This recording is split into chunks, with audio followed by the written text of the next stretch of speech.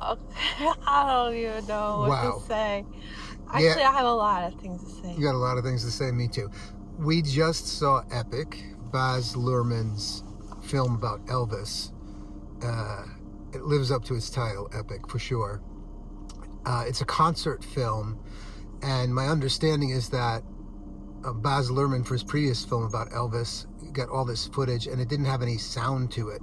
So he went and he found the sound and restored it all.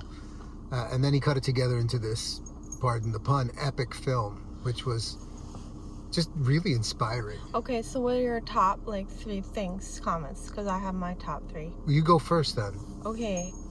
First of all, we all should be wearing a lot more fringe, sequins, bigger collars, more patterns. We should be moving way more. We should listen to way more gospel. And, I don't know. There's a generosity of spirit. I mean, I know that there's a, entertainment industrial complex that, exploits the artists and all of the dark side. I know all that. But I feel like, the 1,100 shows he did between 1969 and 1977, according to this film, was like a darshan he was giving to the American people or anybody. I just feel like he was performing live so much to make a transfer happen, because he was so in the spirit, and he also his genuine desire to give a show, and him always telling the band let's just play like it's our favorite thing ever. He didn't say that, but that was his intention was to make the best show ever each show, basically. Each show's got to be like they're doing it for the first time. And I just love that. And to be honest, before we went to Graceland, I didn't feel particularly connected to Elvis whatsoever. There's a couple songs I like, but it was not really my thing. But I always did want to go to Graceland. And then I feel like our experience at Graceland had such a transmission at Graceland, and I know this sounds so cliche, but I feel so connected to Elvis now, we're maybe from the same planet or something. I don't know. I just feel like his spirit is super alive, and it's very inspiring. Yeah, that's a very active soul. The thing I kept thinking about was that, he was the epitome of love, but without any kind of syrupy anything. He was love in motion, in performance, in human. Yeah, in a human form. Well, some of the things that was really interesting to me was that Elvis didn't drink or smoke. We all know that. Well, he did a lot of drugs at the end, but I think that foundational clarity was what allowed that soul to come through pretty strong, and allowed him to hold that for so long. But he knew who he was. That's one of the big things. He absolutely knew who he was, and it wasn't a question of it. But the thing is that there was no insecurity in him, so he wasn't putting on any airs. And I think that a lot of people, they in order to cope, they come up with personas to deal with the world and have insecurities or fears and things like that. It seemed like he was pretty fearless. When you watch him, I think that comes through, but it comes through in a subtle way. He's completely fearless up there. Well, and genuine. Yeah, because that's his sound was pure. That's the thing. So you get the whole universe's sound current, energy, vibrating sound. Everything's got a sound, and his sound was so pure. And that's very rare. And when that happens, that sound resonates, and it went through all the world. But what interestingly though, world renown never played outside of the United States, North America. Never played anywhere outside of North America. And that's probably by design, because honestly, he was such a force of nature that if he had gone out into the rest of the world, peace might have broke out all over the place or something. I mean, maybe, but he certainly did his job.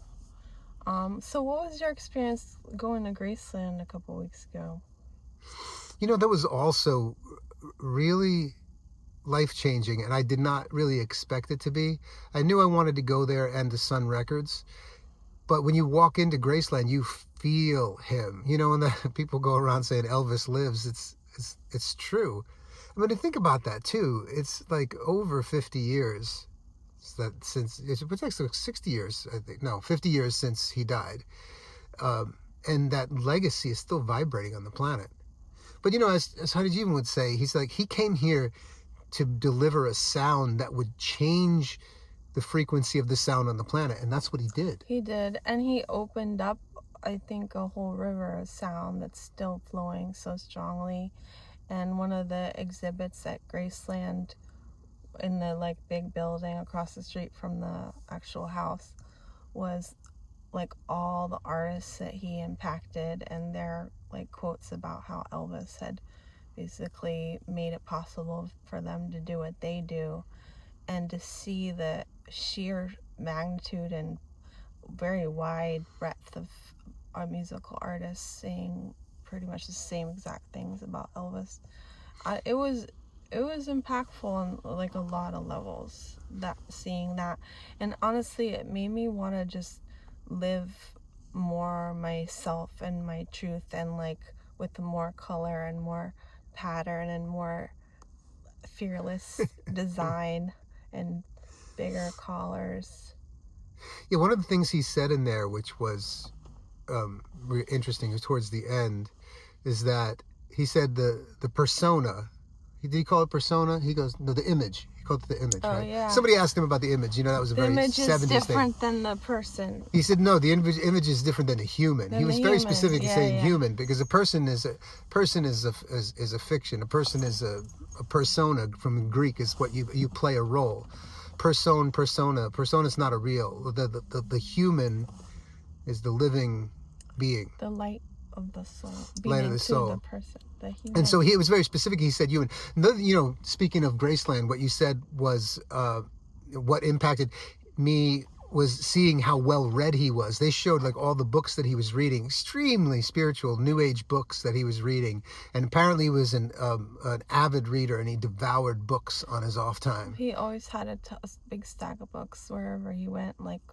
The exhibition made sure to let you know, he had him on the plane. He had this was his reading chair. Can we talk about his plane though for a second? My God, yeah. We have pictures of that. You can go inside his planes, and you can go into his bedroom in the plane, and the bed has a freaking seatbelt across. Yeah, there are the seatbelts on the bed. But the bed, it was just all so stylish, and from that 70s era. A lot of kind of velour and velvet kind of stuff. That's one. Okay, first of all, let me just say that concert movies are not my thing. And somehow I still really enjoyed this 2.5 hours of IMAX of just Elvis singing concert in the 70s. But one of the things I enjoyed most was seeing the crowd and the high def imagery of the crowd, and just the vibe of the people. It's so different. Yeah, and it was all shot on film, very likely 35 millimeter film. It was so beautiful. And even the behind the scenes stuff, they were filming him in the dressing room, in the rehearsals. But it was it was like you were watching one of his movies from the 60s and the 70s, Technicolor. Yeah, there's a depth to that old film. Was so alive. That's different than digital. There's a depth to that film. And I had to remind myself, especially in the shots of the crowd, that that was the actual crowd, because it was so beautifully shot. You could think, oh, that was a fake crowd, but no, it was the real crowd. I don't know, it was really alive, and I feel very inspired. Yeah, it was absolutely amazing. And Baz Luhrmann is an amazing filmmaker. He really knows what he's doing. And I noticed that the film had a build to it. He built the tempo and the pace of it, which is a very, it's a very challenging thing to do, and it's something that can only be built over a career of filmmaking to know how to build that. Well, we'll have to see his other Elvis movie, whatever. Yeah, I wanted to see that other Elvis movie. I never saw it. I mean, I want to see everything Elvis now. That was before we were into Elvis. The one thing that kept going through my mind throughout that was that, first of all, I just want to keep Elvis in my mind on a regular basis. And also other people who do that, who squeeze every ounce out of it, you know, and that was his attitude. There's people around us that are like that do that. And it's still very challenging to do with your everyday life, that you have to deal with day-to-day challenges of living. It's really easy to let gravity pull you down. But man, when you've got something like that, I highly recommend everybody see this movie. I don't know how long it's going to be in theaters anymore. We just saw an IMAX too, which was also amazing. Well, I think it's about letting the beam of your soul shine through as bright as possible. And that's what the word projection is about. In Kundalini Yoga, we use that word projection, and it's about turning up the beam. And when you see somebody whose beam is so naturally turned up and that also just gave it all on his time on earth, I mean, that's why Elvis is still like, you know, the king, and people are obsessed with him like how many years later. I think there's a part of all of our souls that knows that that's possible for a human, and maybe for us on our own special way. So anyways, I'm pumped. I'm pumped too, but you know, it's easier said than done. Not impossible, but it's you have to find your own rhythm. You know, if you look at him, he had a rhythm from a very young age. He came in with it. He had something to deliver for sure. And you know, people like that are short-lived on the planet. And can we also talk about his motto, TCB? Oh yeah, that was one of the things that it's all over. I didn't think a lot of people know this, so some people do, but at Graceland is like all over this. He had this logo, which is a lightning bolt, yellow lightning bolt, and the letters TCB for taking care of business. And that was extremely inspiring. I'm obsessed with that acronym. Before I knew it was Elvis's like personal motto, to the point that he has it monogrammed on his plane and stuff. But I need a pair of TCB sunglasses that I saw in that documentary. Well, in the movie, he was wearing those typical Elvis sunglasses, and on the side he had the logo TCB. So good. Absolutely amazing. So good. Well, maybe in our next episode we should talk about our time at Sun Records, basically Memphis. Well, no, I think we should talk about it now because we're on the topic. It's not a separate topic. Let's get into it. So we were driving cross country because we're in Virginia now, and we made it a point to stop in Memphis, so that we could go to Graceland, and we had no plans of going to Sun Records because we were like, we didn't think we had time. We didn't think we had time. We had a certain amount of mileage we wanted to make in a day, and we planned it out. And after Graceland, we went to lunch. And I looked on the map, and Sun Records was like really close. So Sun Records was really close. We happened to just make it just in time after lunch. And I mean, Sun Records was just as impactful as Graceland, and it was literally like visiting the Holy Land. So for you, the people who may not know, Sun Records was where Elvis recorded his first hit, basically. It was his first song that got on the radio. There was a lot of blues artists and stuff that were playing there, and he went in with a couple of guys, and the guy that ran the place, but I can't remember his name right now. I forget his name. But he's famous because he essentially he didn't discover Elvis, but he's the first one to record him. And anyway, they were doing this session, and the owner, who was also the engineer, he just wasn't impressed with Elvis and what was going on. He was kind of like, well, this is what the The tour guide was telling us.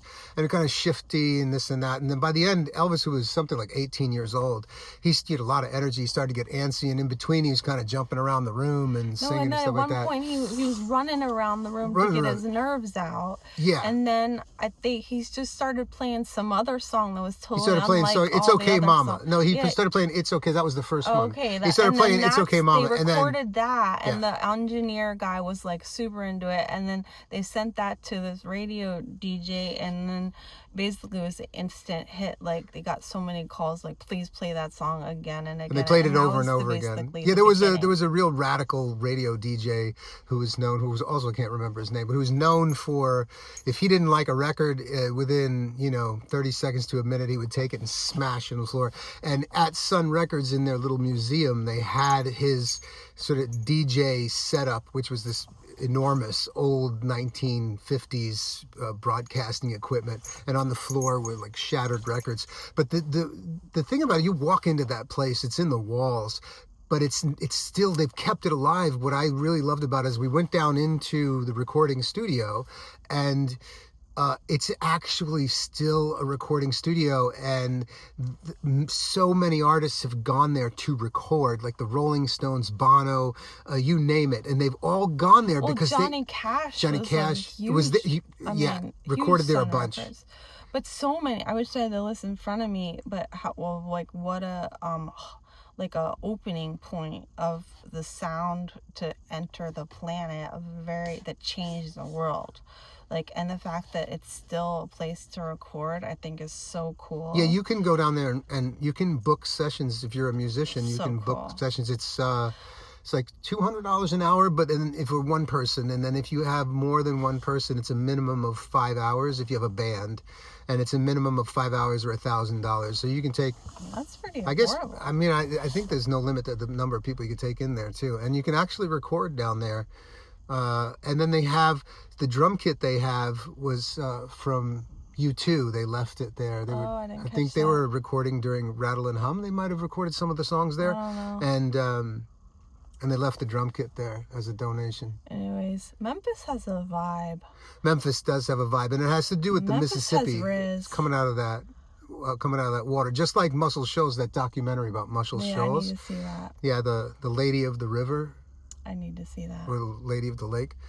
That's a great documentary also. Tennessee has a vibe. I mean, we drove through the whole country. Some states don't really have a vibe. Tennessee has a vibe. Yeah. Well, that's because of the tamale place we went to. We stopped at this tamale place downtown. Knoxville's the shit. I only saw it for like half an hour, but I loved it. Yeah. And then Nashville, we just blew right through. But I'm sure Nashville, of course, has a vibe. Well, it's just a lot. In the South's got a lot of soul. As soon as you hit the South, everything changes. Because you got to now go back for a second, right? That when you talk about the soul of the South, that music, Elvis brought it out and broadcasted it.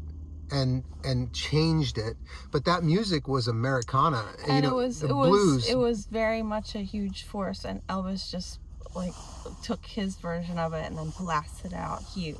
Yeah, well, but rhythm and blues. It was a sound current that was very important for a long time before him. No, that sound current was there. Rhythm and blues and gospel was there. So there's a lot of soul, and like to Jamila's point a minute ago. Like Memphis and Tennessee in general got a lot of Riz. It has a charisma because that sound, those sounds that were just played in these little juke joints down there for years and years and years, also came out of the 1800s and so forth, where that soul was just vibrating there. That's the soul of America. And then Elvis comes along, and he took that sound and delivered it. Absolutely. In a new format that changed, in a new frequency. He delivered it in a new frequency. So epic, yeah, it was epic. And Elvis, it's important to watch things like that, especially now we got all these freaking screens, and it's really easy to stay glued to things and not go out and look at the higher, wider picture. But it's important to get inspired like that, and then find your own rhythm and your own resonance, because that's the only way you're gonna broadcast what you're supposed to broadcast is if you find your own rhythm and resonance. So true. And wear more capes. And wear more capes, yeah. We had obviously saw different things there. But there was one point where, what was he saying? I'm caught in a trap and I can't walk out because I love you too much, baby. And he went over to, there was a whole side section of backup singers. And there was one, it was twice in the movie I noticed that he went over to her. Yeah. I think they had something going on. And he went over, no, it was wild. That was a great scene. He's singing, I'm caught in a trap. And I can't walk out because I love you too much, babe. He walks over and he's singing that to her. And his energy, like they all couldn't do it. They got quiet. His energy was so strong that they couldn't. It's not they couldn't sing. They just went quiet kind of. And then but that one girl he had a connection with, and then she got really quiet. She turned her head and he went like, ah! And she jumped, and then he just went back. It was just like, man, just like the king, walked back in the middle, and then he was, I'm caught in a trap. It was just, there was a lot of subtext there, and it was really, interesting part of the movie. Yeah, man, I highly recommend Elvis. Elvis lives, and Baz Luhrmann he knows what he's doing. So, and that's our report. And that's our report here from Virginia Beach on the King. On a rainy afternoon. On a rainy afternoon in the middle of winter. Satnam. All right, Satnam.